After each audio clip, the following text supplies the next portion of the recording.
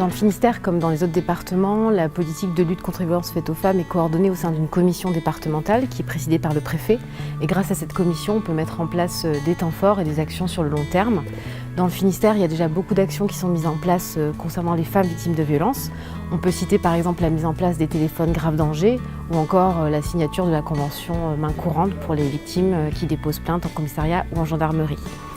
Au-delà de ces actions, on essaye aussi de mettre en place des séances de formation pour les professionnels et les bénévoles. Aujourd'hui, on a organisé un colloque à Sker, donc avec Quimperlé Communauté et avec l'abri côtier du pays de Quimperlé. L'objectif, c'était de mettre en lumière les bonnes pratiques déjà en place dans le territoire. Et c'était aussi de former les professionnels à la question des enfants exposés aux violences conjugales. C'est pourquoi on a fait venir Sonia Tabac.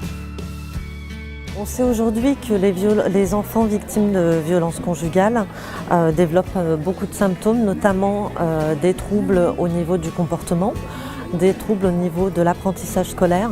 À peu près 40% des enfants exposés à des violences conjugales développent un syndrome post-traumatique avec toutes les difficultés en lien avec la scolarité, les difficultés en lien avec le sommeil, des cauchemars, des conduites d'évitement.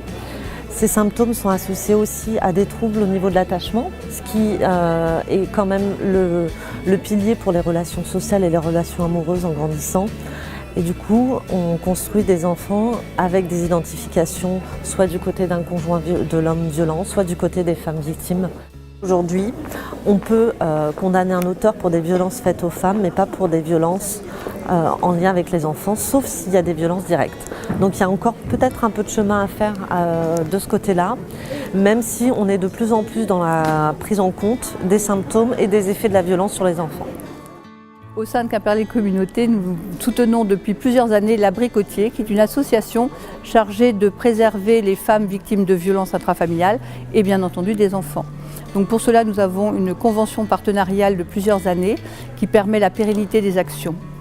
Grâce à cette association, nous avons mis en place la possibilité pour ces femmes et ces enfants de bénéficier de plusieurs services, et notamment des services au centre de loisirs, des ALSH.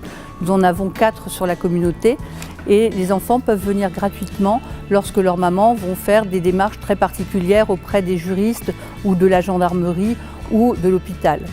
Nous avons aussi, avec le réseau d'assistantes maternelles, la possibilité d'accueillir des très jeunes enfants pendant que les mamans sont occupées, toujours pareil, sur leur démarche ou ont besoin de souffler, parce que ces femmes-là ont aussi besoin de souffler de temps en temps. C'est un premier temps fort, ce colloque, et l'idée c'est d'aller vers l'action, donc faire en sorte que les bonnes pratiques se répandent et mettre en place un protocole, par exemple, au niveau départemental.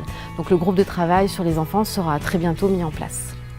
Et quand on parle des violences faites aux femmes, c'est très important de rappeler qu'il y a des numéros d'urgence. Il ne faut pas hésiter à appeler, à contacter des professionnels, à contacter les réseaux.